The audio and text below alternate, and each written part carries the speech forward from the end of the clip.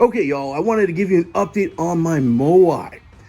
I love Easter Island. I love the imagery. I love the Moai. I love everything about the history of that island. Huge, huge fan. So I wanted to have my own Moai in my Tiki Bar.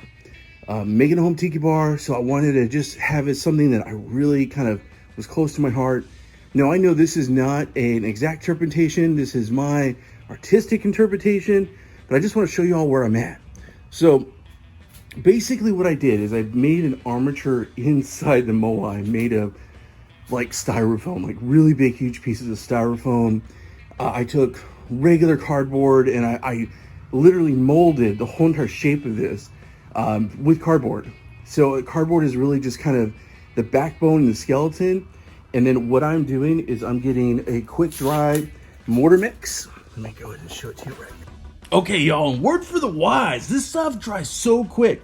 Be careful. I had a rainstorm happen and basically I lost about 5 pounds of this stuff.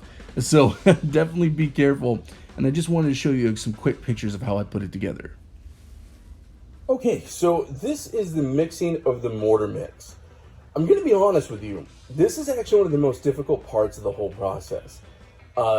It's really kind of, you got to fill it out. Like I was mentioning, there are some sites out there that say do like a 2/3 sand, a 1/3 mortar mix. I think for this type of project, you actually need to do 50-50. I also added in, you can see it over here. Again, excuse the mess, but I added in a pigment as well. I think that's kind of a crucial thing, just because I'm sure you can paint this thing, but it's probably easier just to get it done and get it consistent right at the same time. But definitely fill it out. When you're doing something like this, make sure you're using your judgment and think of it more like an art project. And it's really not an exact science, in my opinion.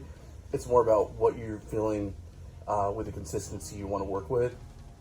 This is pretty difficult to get on. There's times where I've made a couple batches and they were kind of loose and they didn't stick as well. This time I kind of made something that's a little more firm. And I'm going to get right to it, y'all, and definitely cross my fingers that I'll be able to get this job done with this amount, or I'll have to buy some more mortar mix. So stay tuned. Another quick tip. I definitely find it really helpful to put it into a smaller container. So when you're working with it, so just go to Lowe's and definitely get something like this. Okay, so I went ahead today and I put this application on. Believe it or not, this is actually a little difficult. It's hard because it's the consistency. I mean, if I'm not a mason and, you know, a concrete worker, that really is an artist that does a good job. It's crazy because my family owned an asphalt paving company, but it was different. It just takes a lot of time and a lot of patience.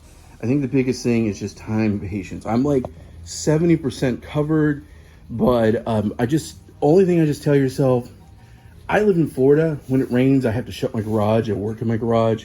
It's unbearable when my garage is shut to work. So I kind of had to put everything on pause, cover up my concrete.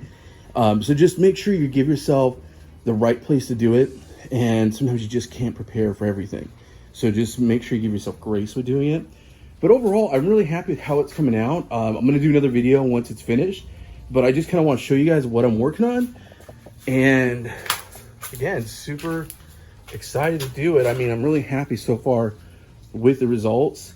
I think the biggest thing is just knowing the mixture. And like I said, buy extra material, give yourself grace. This stuff, I wouldn't say it's hard to work with, but it's a lot of skill. So practice, practice, practice. If it's your first time ever working with concrete or a mortar mix like this, just practice, practice, practice. Anyway, y'all, I really appreciate it. You have a great day. Remember to like and subscribe. If you like what I'm doing here, let me know. I'll do more videos just like this. If you've ever done a concrete project like this or made false rocks, let me know in the comments if you have some hints for me.